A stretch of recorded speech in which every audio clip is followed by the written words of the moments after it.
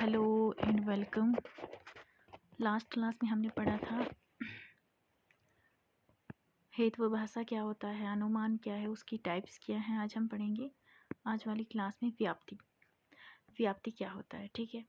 सो हम स्टार्ट करते हैं।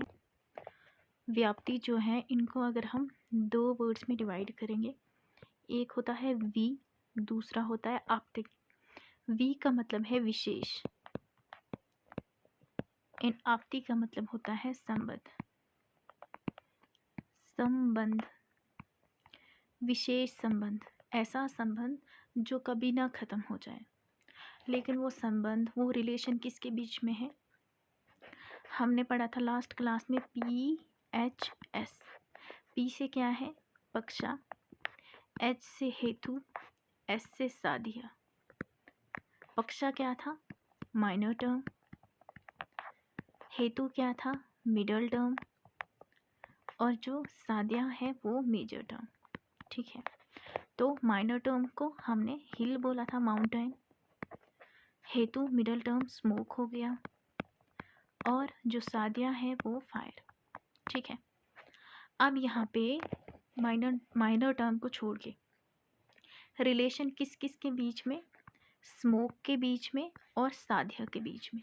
मतलब रिलेशन किस किस के बीच में है?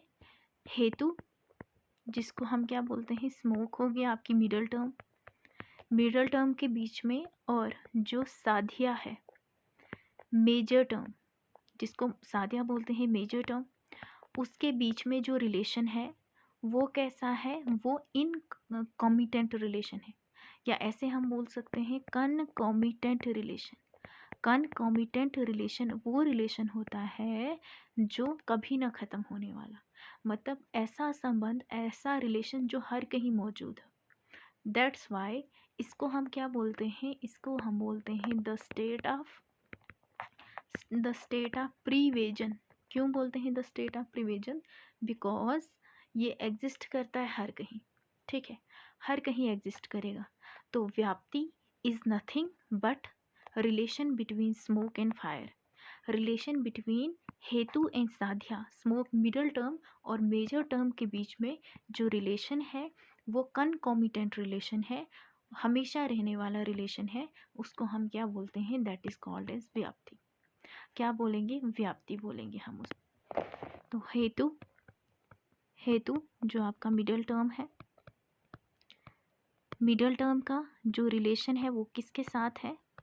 साध्य के साथ। साध्य को हम मेजर टर्म बोलते हैं। इनके बीच में क्या है? इनके बीच में रिलेशन है, और वो रिलेशन कैसा है? जैसे माँ और बेटे का रिलेशन होता है ना, अटूट रिलेशन, अटूट बंधन, उसको हम बोलते हैं कनकॉमिटेंट रिलेशन। कनकॉमिटेंट रिलेशन। तो कनकॉमिटेंट रिलेशन किस किस के बीच में है? बिटवीन हेतु के बीच में, मिडल टर्म के बीच में, as well as major term के बीच में। मिडल टर्म, हेतु को हम मिडल टर्म बोलते हैं, और जो आपका मेजर टर्म है उसको हम साध्य बोलते हैं। इनके बीच में रिलेशन है, उस दैट इज कॉल्ड एज, इसी रिलेशन को हम क्या बोलते हैं? इसको हम बोलते हैं व्याप्ति, ठीक है। आई होप आपको व्याप्ति समझ आया होगा, ठीक है। तो हेतु जो हमारा मिडल टर्म है, अब देखो मैंने आपको क्या बोला कि जो हेतु है, जो हमारा मिडल टर्म है, उसका रिलेशन अगर मेजर टर्म के साथ होगा तो हम उसको क्या बोलेंगे? उसको व्याप्ति बोलेंगे।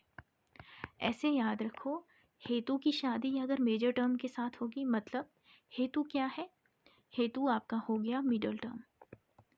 तो मिडल टर्म की शादी जो है वो अगर साध्य के साथ हो जाएगी तो क्या हो जाएगा पैदा? व्याप्ति। मतलब रिलेशन बिटवीन हेतु and major term is called as व्याप्ति, सिंपल टर्म में। फिर अगर जो हेतु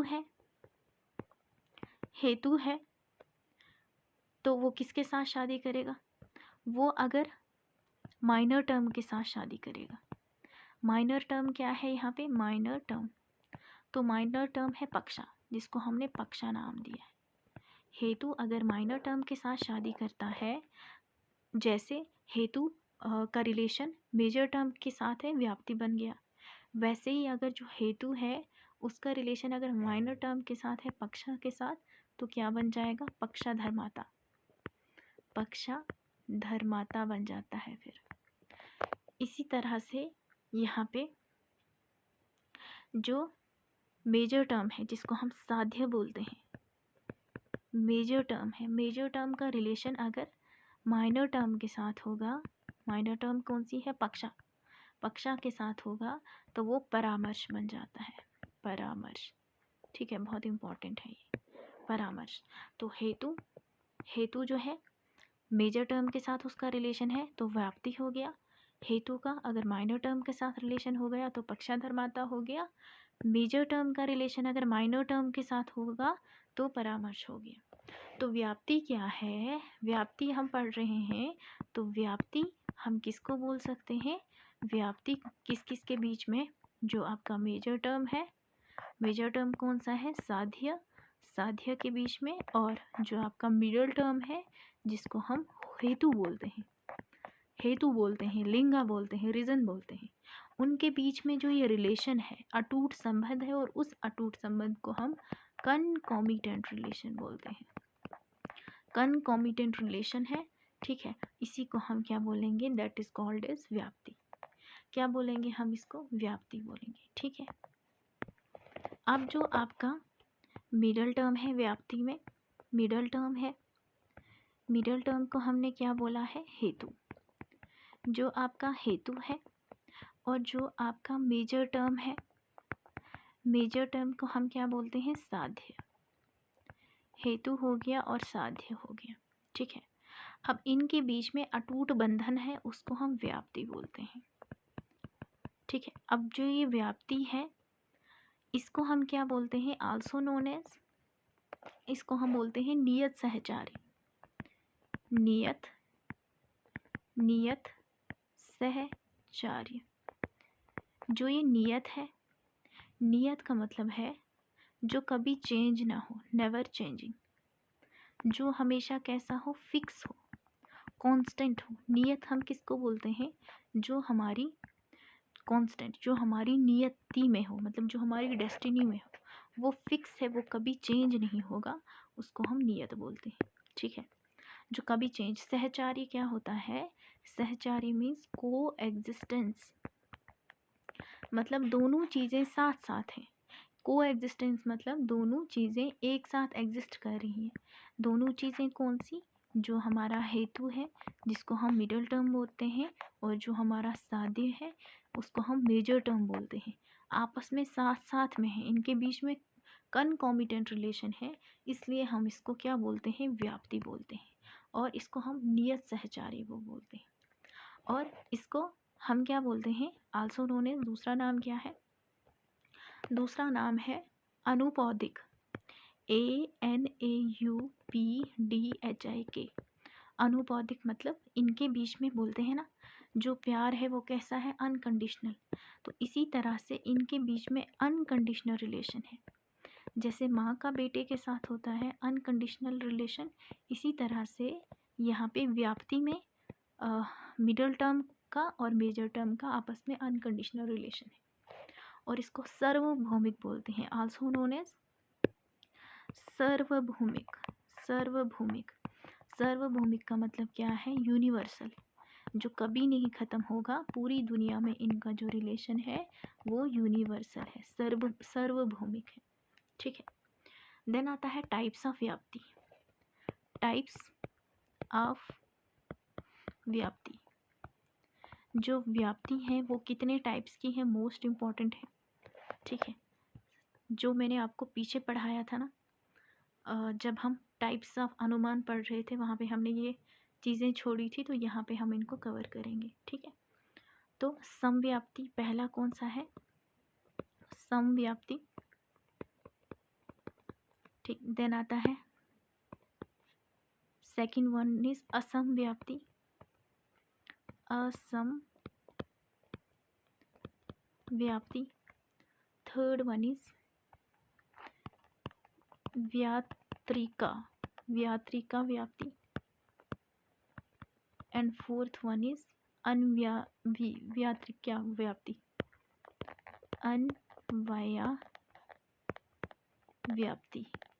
ठीक है, अब इनको आपने बिल्कुल डिटेल में समझना है, बिकॉज इम्पॉर्टेंट भी बहुत है और यहाँ से जो क्वेश्चंस हैं आपके 100% आते ही आते हैं। ठीक है, तो होप यहाँ तक आपको क्लियर हुआ होगा। अब पहला क्या है, समव्याप्ति। समव्याप्ति को हम बोलते हैं इक्वल एक्सटेंशन।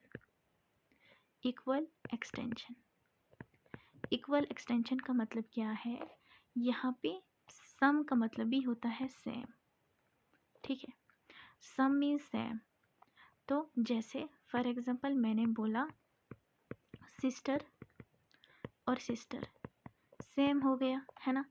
समव्याप्ति मतलब यहाँ पे जो दो चीज़ें हैं वो कैसी हैं, सिमिलर है, सेम है, इसलिए हम इनको समव्याप्ति बोलते हैं। ठीक है, देन आता है असमव्याप्ति। सेकंड वन इज असमव्याप्ति। असमव्याप्ति होता है अनइक्वल एक्सटेंशन। अनइक्वल एक्सटेंशन, जैसे यहाँ सेम है, सिमिलर है, यहाँ पे इक्वल नहीं है, यहाँ अनइक्वल रिलेशन है। ठीक है, जैसे यहाँ पे ब्रदर है, ब्रदर होगी और सिस्टर हो गया, सेम तो नहीं है ना, इनका जेंडर अलग अलग है। ठीक है, तो जैसे मैंने बोला कि जहाँ पर स्मोक है, जहाँ पर स्मोक है मतलब जहाँ धुआं है तो वहाँ फायर लगी होगी, ये मैं 100% बोल सकती हूँ। ठीक है, आग तो वहाँ होगी ही होगी, बट जहाँ आग होगी क्या हम 100% बोल सकते हैं कि वहाँ स्मोक होगा। ठीक है, मतलब यहाँ पे जो आग है, क्या पता यहाँ पे जो आग है वो रिश्तेदारों की, रिलेटिव्स की भी आग हो सकती है, जलते हैं ना हमसे, उनकी भी आग हो सकती है। ठीक है, तो स्मोक नहीं होगा। तो मतलब असमव्याप्ति क्या है, ये अनइक्वल एक्सटेंशन है। देन आता है व्यात्रिके व्याप्ति। व्यात्रिके व्याप्ति का मतलब क्या है, यहाँ पे जो मेजर टर्म है और जो मिडल टर्म है उनके बीच में नेगेटिव रिलेशन है। कैसा रिलेशन है, कनकॉमिटेंट रिलेशन नहीं है, नेगेटिव रिलेशन है। जैसे मैंने बोला जो आग है, जो फायर है, क्या फायर पॉन्ड में एग्जिस्ट करेगी या क्या फायर लेक में एग्जिस्ट करेगी, नहीं करेगी ना।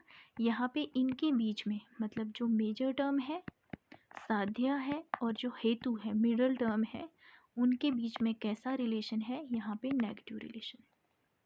ठीक है, देन आता है अन्वीय व्याप्ति। अन्वीय व्याप्ति कौन सी व्याप्ति होती है, अन्वीय व्याप्ति कौन सी है, मतलब यहाँ पे दोनों के बीच में पॉजिटिव रिलेशन है, प्रेजेंट है। यहाँ पे हेतु एग्जिस्ट करता है साध्य में, जो हमारा मिडल टर्म है, हेतु है, वो एग्जिस्ट करता है साध्य में, मतलब मिडल टर्म में। यहाँ पे दोनों के बीच में पॉजिटिव रिलेशन है। जहाँ पर स्मोक होगा वहाँ पर यहाँ फायर ज़रूर होगी। ठीक है, उसको हम अन्वीय व्याप्ति बोलते हैं। तो ये आपने टाइप्स ऑफ व्याप्ति पढ़ लिया, कौन कौन सी टाइप्स हैं। यहाँ पे समव्य व्याप्ति मतलब सेम हो गया, इक्वल एक्सटेंशन इनको बोलते हैं, सिस्टर और सिस्टर जैसे एग्जांपल दी। देन असमव्य व्याप्ति अनइक्वल एक्सटेंशन। ठीक है, तो ये टाइप्स हो गई व्याप्ति की। तो अगर हम यहाँ स्लाइड पढ़ेंगे, व्याप्ति क्या होता है, इनवेरिएबल कनकॉमिटेंट बिटवीन, किसके बीच में, जो मेजर टर्म है हमारा साध्य और जो मिडल टर्म है हेतु, उसको हम व्याप्ति बोलते हैं। तो व्याप्ति कितने टाइप्स की है, बहुत सारी टाइप की हैं, ऐसे दो टाइप्स की हैं, समव्याप्ति और असमव्याप्ति। ठीक है, होप यहाँ तक क्लियर हुआ होगा आपको। हमने परसेप्शन पढ़ा था। परसेप्शन क्या है, ये एक प्रमाण है, जो चीज़ हम अपने सेंसेस से परसीव करते हैं उसको परसेप्शन बोलते हैं। मतलब यहाँ पे हमारे सेंसेस का यूज़ होता है। तो इसमें दो टाइप्स के हैं, एक आता है इंटरमीडिएट और दूसरा इसको हम बोलते हैं निर्विकल्प।